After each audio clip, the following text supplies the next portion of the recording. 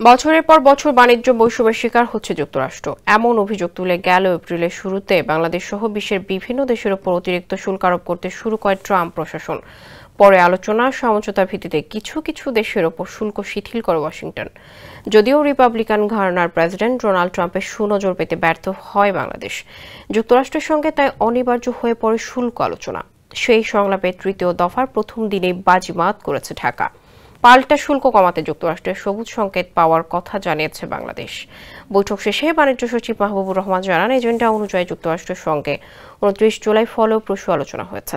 বাংলাদেশের ওপর আরোপিত শুল্ক কমানো হবে বলে দেশটির বাণিজ্য প্রতিনিধি দপ্তরের কর্মকর্তাদের কাছ থেকে ধারণা পেয়েছেন তিনি। বাণিজ্য সচিব বলেন, শুল্ক যথেষ্ট পরিমাণ কমবে, তবে কত কমবে এখনই বলা সম্ভব হচ্ছে না। পরবর্তী বৈঠক শেষে বাংলাদেশের জন্য ভালো কিছু অপেক্ষা করছে, এমনটাই প্রত্যাশা বাণিজ্য সচিবের। সংলাপে বাংলাদেশি প্রতিনিধি দলের নেতৃত্ব দিচ্ছেন বাণিজ্য উপদেষ্টা শেখ বশির উদ্দিন। আপনার এসির গ্যাসের সমাধান হলো SGS ও CNS সার্টিফাইড ফোরন রেফ্রিজারেন্ট গ্যাস, যার বিশুদ্ধতা 99.98%। ফোরন, শান্তি যেখানে, নিঃশ্বাসে।